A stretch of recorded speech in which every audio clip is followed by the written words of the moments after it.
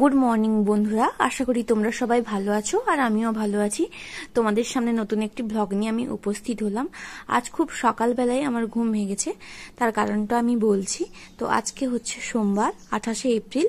আমি আজকের সকাল থেকে এতক্ষণ অবধি যা যা করেছি তোমাদের সঙ্গে সেটাই শেয়ার করছি।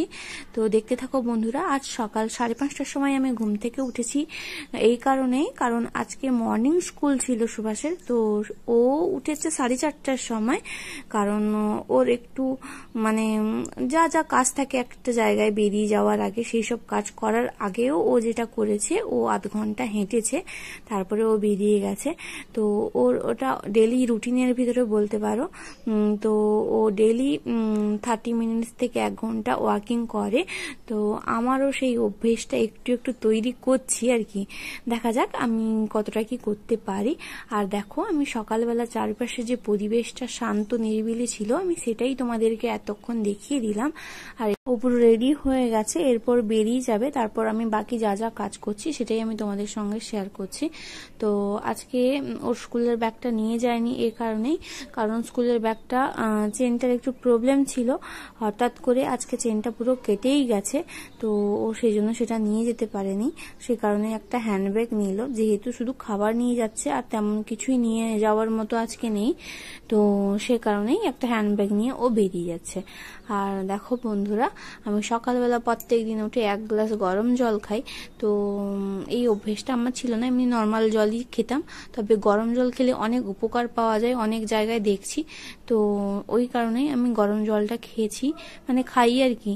আর ও খেয়েছিল সকালবেলা, তো আমার জন্য বসিয়ে দিয়ে চলে গেছে। মানে ও মানে পুরো কেটলিটাই ভর্তি করে করেছিল, বাকি যেটুকু ছিল আমার জন্য রেখে দিয়ে গেছে। তো আমি যখন যাই হালকা ঠান্ডা হয়ে গেছিল, আমি সেটা আবার গরম করতে দিয়ে ব্রাশ ট্রাশ করে তোমাদের সামনে চলে এলাম। তো আমার মুখে অনেক কিছুই বেরিয়ে গেছে, সেটাই আমি মানে মুখটা ফেস ওয়াশ দিয়ে ধুয়ে আসার পর ভালো করে আরো পরিষ্কারভাবে বোঝা যাচ্ছে, সেটা তোমাদের সঙ্গে আমি দেখিয়ে দিলাম। আর দেখো, আমি 1 গ্লাস গরম জল খাই, সঙ্গে কিছুটা বাড়তিও হয়েছে। যদিও এটা ছোট গ্লাস, বোঝা যায় না, 1 কাপ ছোট গ্লাসে যতটা ধরে এটাতেও ততটা ধরে। আর দেখো, এদিকে আমি রাত্রেবেলা ভিজিয়ে দিয়েছিলাম ছোলা আর মুগ। তো মটরটা ছিল না, সে কারণে ভেজাতে পারিনি। আর যেহেতু আমি একা খাবো, সে কারণেই অল্প করেই ভিজিয়েছিলাম, আর বেশি ভেজানো হয়নি। তবে আমি ভাবছি কিছুটা কেটে রেখে দেব। কাটবো বলতে শসা, গাজর আর টমেটো আর মুগ ছোলা একসঙ্গে মিশিয়ে কেটে একটা স্যালাড করে রেখে দেবো। এই কারণেই আমি কিছুটা মুড়ির সঙ্গে খেয়ে নেব, আর কিছুটা রেখে দেবো সুভাষ এলে যদি বাড়িতে খায়। তো আমি অল্প একটু নুন দিয়ে সিদ্ধ করতে বসিয়ে দিয়েছিলাম। আর দেখো বন্ধুরা, এদিকে আমি সবকিছুই কেটে ফেলেছি। তো আমি গাজরটাকে গ্রেট করে নিয়েছি, কারণ গাজরটা আমার প্রচন্ড গন্ধ লাগে, কেন জানি না, তোমাদের লাগে কিনাও বলতে পারবো না, সে কারণেই আমি গ্রেট করে নিয়েছিলাম। তো আমি এগুলো দিয়ে অর্ধেকটা খেয়েছি, অর্ধেকটা রেখে দিয়েছি।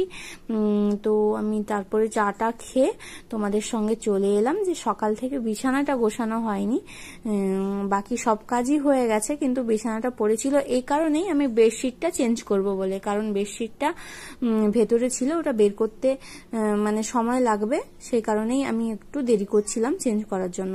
আর এদিকে দেখো, ওই বেডশিটটা আমি তুলে দিয়ে সঙ্গে সঙ্গে কেচেও দিয়েছি, বাকি সবকিছু কেচেও দিয়েছি। তো এরপরে আমি স্নান টান করে নিয়ে একদম চলে যাব রান্না করতে। তো এই যে ফুলটা দেখতে পাচ্ছ, এই ফুলটা কিন্তু সুভাষ এলে পুজো করবে।